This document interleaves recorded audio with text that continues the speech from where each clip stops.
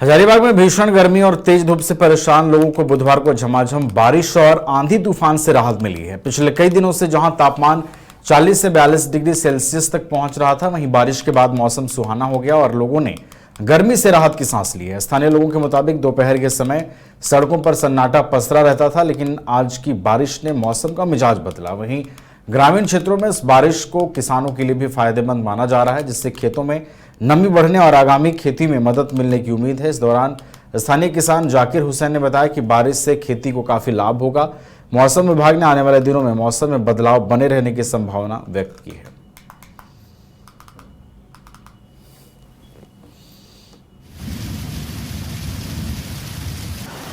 आज बहुत अच्छा बारिश हो रहा है। अभी तक तो बहुत चिलचिलाती धूप था और धूप में हम लोग परेशान थे, जानवर लोग भी परेशान था। पानी पड़ने से हम लोग का बहुत तो राहत मिला और जानवर लोग को भी राहत मिला। अब हम लोग किसान है, खेती बाड़ी भी अच्छे ढंग। जमशेदपुर में झारखंड मूलवासी अधिकार मंच ने शुक्रवार को उपायुक्त को ज्ञापन सौंपकर टाटा लीज नवीकरण से पहले 18 मौजा के विस्थापितों को नौकरी देने की मांग की है। साथ ही मंच ने मूलवासी विस्थापितों का सर्वे कराकर उन्हें प्रमाण पत्र देने की मांग उठाई है। संगठन के संयोजक हरमोहन महतो ने कहा कि 1996 के सर्वे को रद्द किया जाए और रैयतों के लिए 1908 और 1937 के खतियान को ही मान्यता दी जाए। उन्होंने बताया कि यह मांग पहले भी डीसी कार्यालय में उठाई जा चुकी है और इसकी प्रति सरकार को भी भेजी गई है। हरमोहन महतो ने प्रशासन से जल्द कार्रवाई की अपील की। डेमोग्राफी को लेकर इतना प्रचार प्रसार कर रहे हैं। डीसी से हम लोग मिलने आए थे कि लीज नवीनीकरण होने वाला है, चूंकि लीज इनका खत्म हो गया है 2025 31 दिसंबर में, नए सिरे से लीज नवीनीकरण होने वाला है।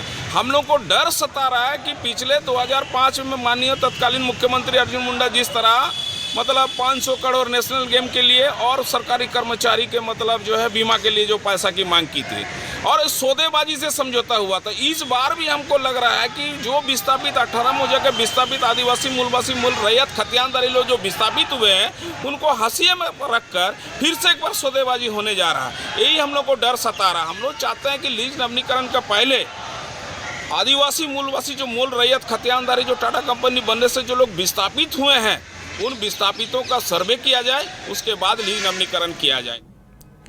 दुमका के रानीश्वर प्रखंड में जन वितरण प्रणाली दुकान में अनियमितता का मामला सामने आया है। प्रखंड विकास पदाधिकारी राजेश सिन्हा ने रंगालिया पंचायत स्थित सूरजमुनि SHG राशन दुकान का औचक निरीक्षण किया। जांच के दौरान दुकान में 60 बोरा खाद्यान्न मिला, जबकि चालान के अनुसार 66 बोरा खाद्यान्न उपलब्ध कराया गया था। इसमें 6 बोरा खाद्यान्न कम पाया गया।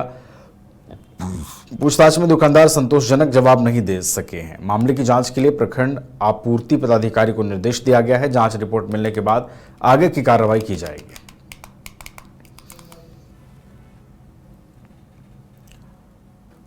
कैमूर के चांद प्रखंड के चौरी पैक्स चुनाव को लेकर विवाद गहराता जा रहा है। बराढ़ी गांव निवासी अनिल सिंह ने जिलाधिकारी नितिन कुमार सिंह को ज्ञापन सौंपकर चुनाव में फर्जी मतदान और बाहरी मतदाताओं के शामिल होने का आरोप लगाया है। उनका कहना है कि मतदाता सूची में उत्तर प्रदेश के लोगों के नाम जोड़े गए हैं, जिसकी शिकायत पहले भी की गई थी, लेकिन कोई कार्रवाई नहीं हुई। साथ ही उन्होंने आरोप लगाया कि पैक्स चुनाव में उंगली पर स्याही नहीं लगाए जाने से फर्जी आधार कार्ड के जरिए एक व्यक्ति कई बार मतदान कर सकता है। उन्होंने डीएम से आधार सत्यापन और विधानसभा चुनाव की तर्ज पर स्याही लगाने की व्यवस्था लागू कर निष्पक्ष चुनाव सुनिश्चित करने की मांग की है।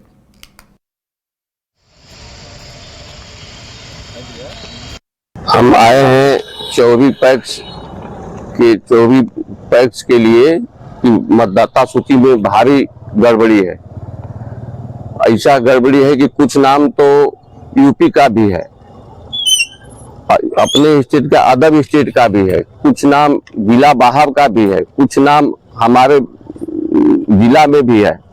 बहुत सी अनियमितता है, जैसे यूपी में है रामकोड़ा है, राम माड़ो है, नरहन है, छोटकी चंदौली है, पपौरा है, और वहाँ पे है सासाराम में सहुआरी है, दिनारा विधानसभा का, वहाँ का नाम है। रामगढ़ में दहरक का नाम है और कई जगह का नाम है। भभुआ पंचायत में नाम है। क्या लगता है कि इससे नाम काहे दिया गया है? सब उनके रिश्तेदारों का नाम है। किनके रिश्तेदारों का? जो पहले पूर्व पैक्स अध्यक्ष थे उनके रिश्तेदारों का है नाम। सबसे बड़ी चीज है कि जो पैक्स अध्यक्ष है उन्हीं का बेटा वहाँ प्रबंधक भी है। कोडरमा जिले के अंगीभूत कॉलेजों को हजारीबाग के विनोबा भावे विश्वविद्यालय से हटाकर गिरिडीह के सर जेसी बोस विश्वविद्यालय से जोड़ने के प्रस्तावित निर्णय को लेकर विवाद गहराता जा रहा है। केंद्रीय महिला और बाल विकास मंत्री अन्नपूर्णा देवी ने राज्य सरकार से छात्र हित में इस फैसले पर पुनर्विचार करने की अपील की है। उन्होंने कहा कि विश्वविद्यालय बदलने से छात्रों को दूरी बढ़ने के कारण उच्च शिक्षा से जुड़ी कई व्यवहारिक परेशानियों का सामना करना पड़ेगा। अन्नपूर्णा देवी ने आरोप लगाया कि सरकार ने यह फैसला कुछ राजनीतिक हितों को ध्यान में रखकर लिया है, जो छात्रों के लिए हितकारी नहीं है। उन्होंने चेतावनी दी कि यदि निर्णय वापस नहीं लिया गया तो भाजपा चरणबद्ध आंदोलन करेगी। जिला के पढ़ने वाले कॉलेज चाहे अभिभावक की दृष्टि से देखें, आवागमन की दृष्टि से देखें, दूरी की दृष्टि से देखें, बहुत ही सुलभ था। लेकिन एक निर्णय राज्य सरकार के द्वारा सर जेसी बोस यूनिवर्सिटी गिरिडीह में नई यूनिवर्सिटी की स्थापना का उन्होंने लिया और उसमें कोडरमा जिला को उसमें शामिल किया गया। तो इसका हम सभी विरोध करते हैं। सर जेसी बोस यूनिवर्सिटी बने, बेशक उसका हम स्वागत करते हैं कि शैक्षणिक संस्थाएं जितनी ज्यादा बढ़ सके, छात्र छात्राओं को उतनी सुविधाएं होंगी और शैक्षणिक स्तर पर हमारा राज्य उतना ही मजबूत होगा। लेकिन विरोध इस बात का है कि कोडरमा जब हजारीबाग यूनिवर्सिटी के अंतर्गत था, फिर इसे गिरिडीह में जेसी बोस यूनिवर्सिटी के अंतर्गत लेने का औचित्य क्या है। कोडरमा जिला के पढ़ने वाले कॉलेज चाहे अभिभावक की दृष्टि से देखें, आवागमन की घर रहने का मकान भर नहीं, ये खुशियों की तिजोरी है। दरवाजे पर दस्तक देता पड़ोस, खिड़कियों से उमड़ आता आसमां, तारों में उलझी ऐसी ना जाने कितनी दास्तां। कहती हैं चले डायमंड सिटी, एक सफर हम सफर के साथ अपने घर तक। Diamond city life long bonding, 500 से ज्यादा खुशहाल डायमंड परिवार। जल्दी करें, सिर्फ 200 फ्लैट बाकी। आज ही बुक करें अपना आशियाना।